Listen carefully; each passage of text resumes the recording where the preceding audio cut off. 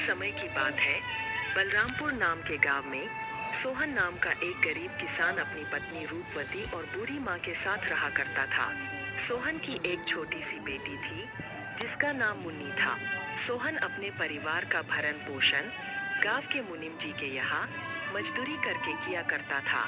सोहन का घर का गुजारा बहुत मुश्किल से हो पाता था।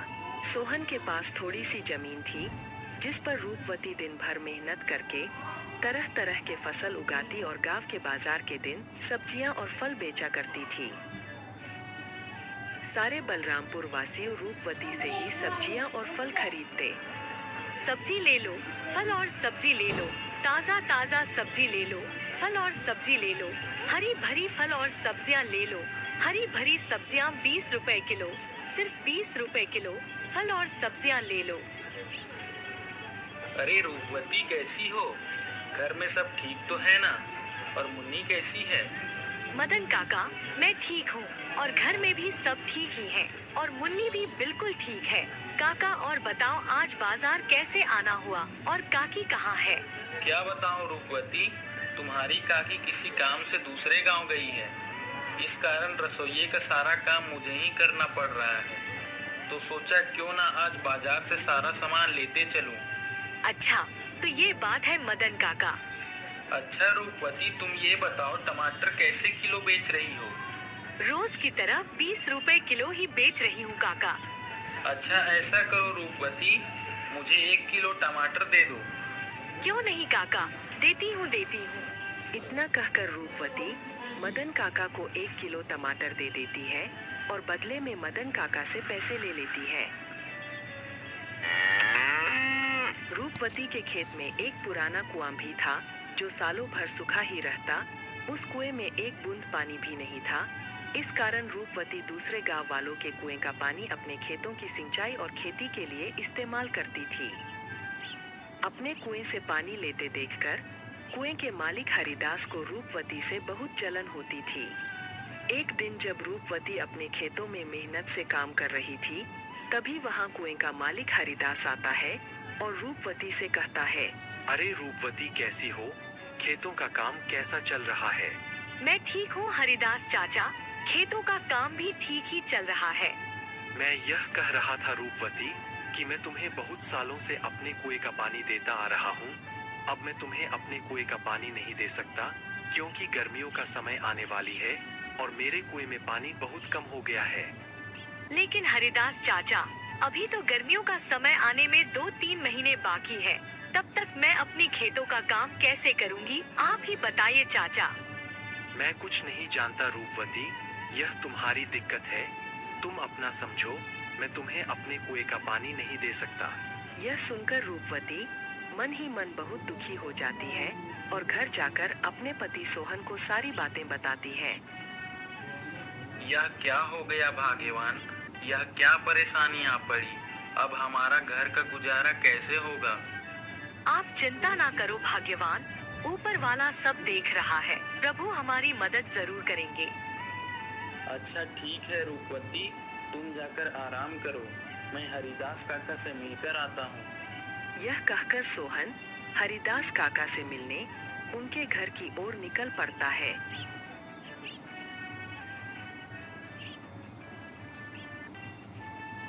हरिदास काका, अरे ओ हरिदास काका, घर में हो कि नहीं?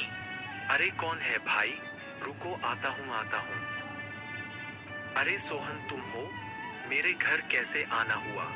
हरिदास काका, मुझे रूपवती ने बताया कि आपने हमें कुएं का पानी देने से मना कर दिया। हाँ सोहन, यह बात सच है कि मैंने रूपवती को अपने कुएं का पानी लेने के लिए मना कर दिया। ऐसा क्या हो गया हरिदास काका? देखो सोहन, मैं तुम्हें कई सालों से अपने कुएं का पानी देता आ रहा हूँ और इस बार गर्मियों का समय आने वाली है। इस कारण मेरे कुएं का पानी बिल्कुल सूख कर कम हो गया है।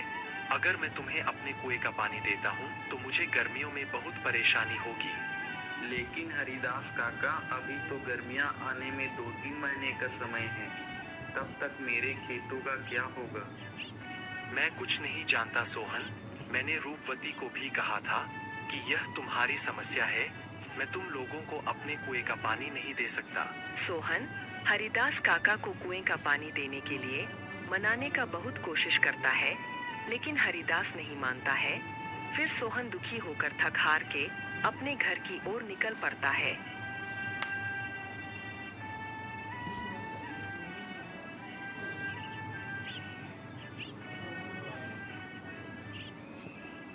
क्या हुआ? हरिदास काका ने क्या कहा?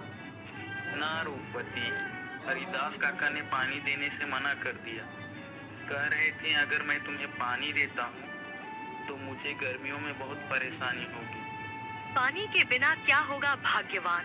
हमारे सारे खेत तो सूख जाएंगे और हमारा गुजारा कैसे होगा? अच्छा, वो जो हमारा पुराना कुआं है उसको खुदवाने में कितना खर्च लगेगा? भाग्यवान 500 रुपए तो लग ही जाएंगे।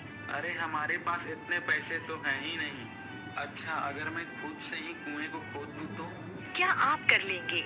हाँ, अब कुआं मिस्त्री कर लेगा तो मैं क्यों नहीं कर लूंगा। अच्छा भाग्यवान, कल सुबह सुबह दोनों कुएं के पास चलेंगे। भाग्यवान जाओ, मुझे बहुत भूख लग रही है। जाओ जाओ, घर में जो कुछ भी है वो फटाफट लेकर आओ। इतने ही बीच में उन्हें एक आवाज सुनाई देती है। ये किसकी आवाज है?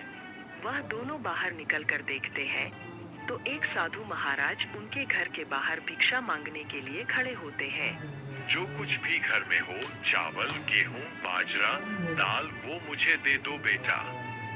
अरे साधु महाराज, हम सब पहले से ही इतने गरीब हैं। हम जैसे तैसे करके अपना जीवन गुजार रहे हैं। ऐसे में हम तुम्हें कहाँ से दान दें? सोहन की स्थिति देखकर बाबा जी समझ चुके थे और बोले, कोई बात नहीं बेटा, कोई बात नहीं, ठीक है बेटा, अब मैं चलता हूँ। मैं किसी और के घर में भिक्षा मांग कर खा लूंगा। अरे रूपवती, हमारे घर में बाबा को देने लायक कोई भोजन है क्या? भाग्यवान, हमारे घर में बाबा को देने लायक कुछ भी नहीं है। केवल थोड़े से चावल थे जो तुम्हारे लिए बचा कर रख दिए थे। अगर वह बाबा को दे देंगे तो तुम्हें भूखा रहना पड़ेगा। रुकिए बाबा, भाग्यवान जाओ और मेरे हिस्से का भोजन है वो जाकर बाबा को दे दो। लेकिन भाग्यवान, अगर मैंने आपके हिस्से का चावल बाबा को दे दिया तो तुम्हें भूखा रहना पड़ेगा। तुम उसकी चिंता मत करो भाग्यवान। अगर वैसे भी अगर मैं बाबा को भूखा जाने दूंगा तो मेरे गले से भोजन नहीं उतरेगा। जाओ वो भोजन लेकर आओ।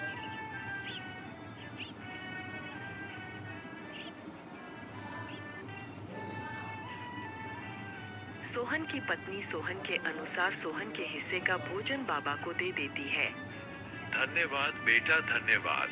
भले ही तेरे अभी बुरे दिन चल रहे हैं, मगर ऊपर वाला सब देख रहा है। वह एक दिन तेरी अवश्य सुनेगा।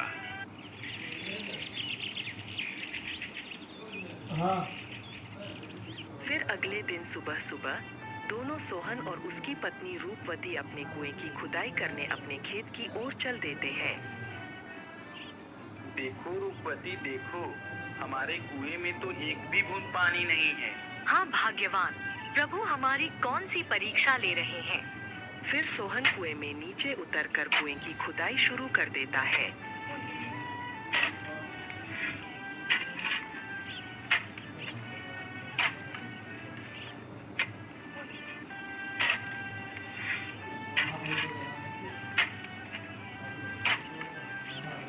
थोड़े समय बाद अचानक से कुएं की एक पत्थर के अंदर से पानी निकलने लगता है। अरे यह पानी कहाँ से आ रहा है? मुझे तो अपनी आंखों पर विश्वास ही नहीं होता।